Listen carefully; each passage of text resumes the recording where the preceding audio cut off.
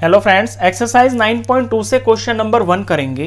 Find the sum of odd integers from 1 to 2001।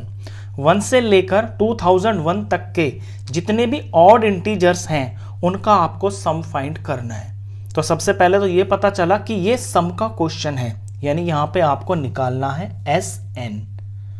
और किन का निकालना है? ऑड इंटीजर्स का निकालना है। और एक इंपॉर्टेंट चीज यहां ये देखनी है कि 1 से लेके 2001 तक निकालना है। तो यहां लैंग्वेज का बड़ा महत्व होता है। कभी कभी यहां पे ऐसे भी लिखा होता है कि बिटवीन 1 to 2001।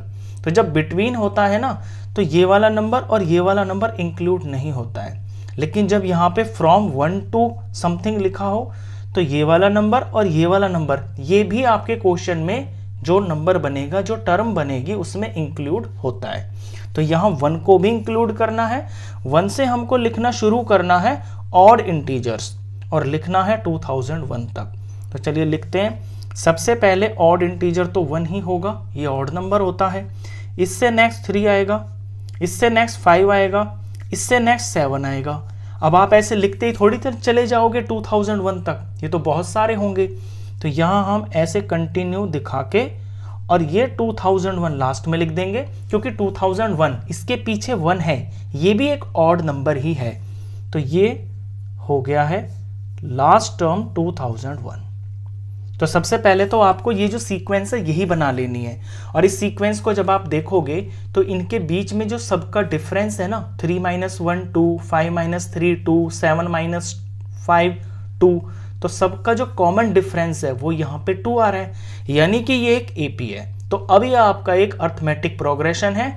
यहाँ पे AP का जो SN होता है, यानी सम ऑफ n टर्म्स निकालने का फॉर्मूला है, वो आप लगाओगे।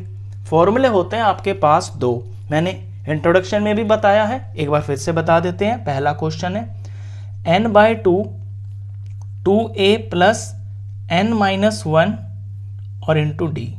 एक तो ये फॉर्मूला होता है, ये तो आपका यूनिवर्सल फॉर्मूला है, ये तो आप कहीं पे भी लगा दोगे ना, कैसा भी क्वेश्चन होगा उसमें आपका सम ऑफ n टर्म्स निकल जाएगा। एक फॉर्मूला और है स्पेशल, इससे छोटा सा है, SN = n/2 in bracket a + l। ये छोटा सा फॉर्मूला आपका तब लगता है जब आपको फर्स्ट टर्म पता हो, यानी कि a, और आपको लास्ट टर्म पता हो, यानी कि जो सबसे लास्ट टर्म है ना AP की, तो आप ये छोटा वाला फॉर्मूला लगा सकते हो। अब यहाँ पे मैं देख रहा हूँ कि मेरे को A भी पता है जो कि 1 है, और मेरे को लास्ट टर्म भी पता है जो कि 2001 है। तो मैं इस छोटे फॉर्मूले का यूज करूंगा ना, मैं ज्यादा बड़ा लगा के यहाँ पे कैलकुलेशन में टाइम क्यों वेस्ट करूंगा। लेकिन सोचने की बात अब यहाँ ये आ रही है कि हमको n भी चाहिए। n का मतलब होता है कितने नंबर्स हैं आपके इस AP के अंदर। मुझे ये तो पता है लास्ट टर्म 2001 है, लेकिन टोटल यहां से यहां तक के जो नंबर है ना वो कितने हैं, 1 2 3 4 5 6 7 8, ऐसे ही यहां तक पहुंचते पहुंचते ये वाला जो नंबर है ना, ये कौन सी प्लेस पे बैठा हुआ है वो मेरे को यहाँ पे पता नहीं है।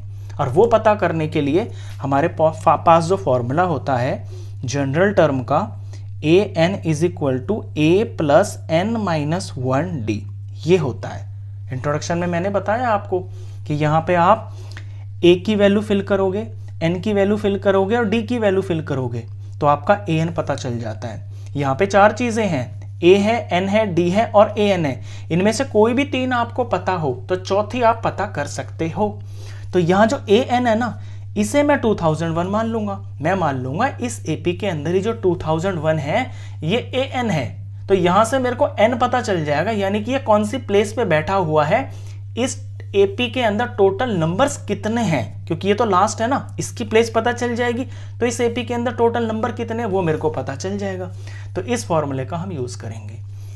तो इस 2001 को मैं AN मान लेता हूं। लेट 2001 = हमारा ये AN हो गया, यानी कि ये nth टर्म हो गई है।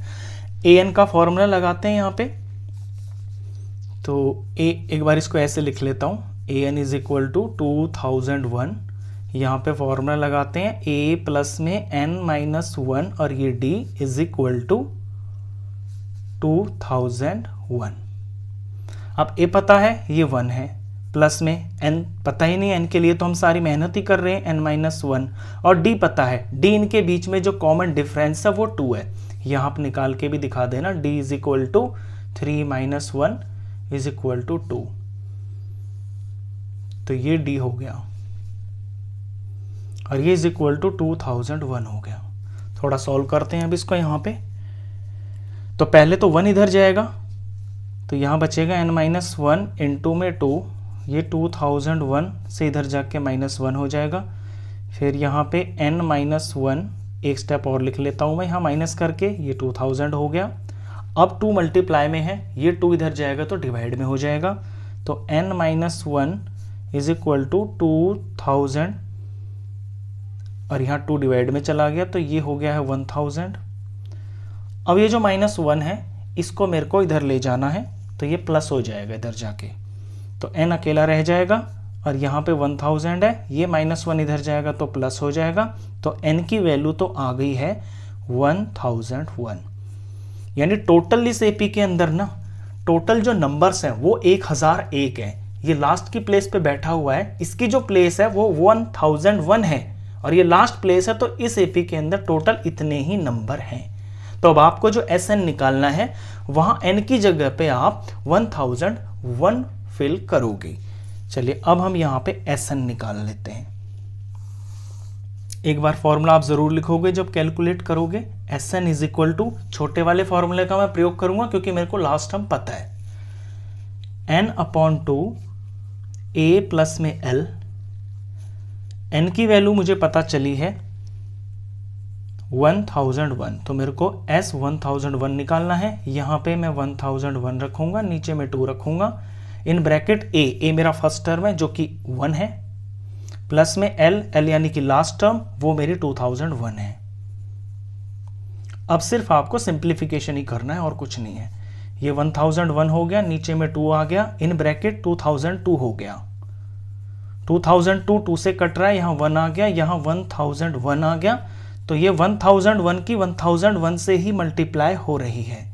ये मल्टीप्लाई आप खुद करोगे, इसको जब आप मल्टीप्लाई करोगे तो इसका आंसर आ जाएगा 1002,001 और यही आपका आंसर होगा।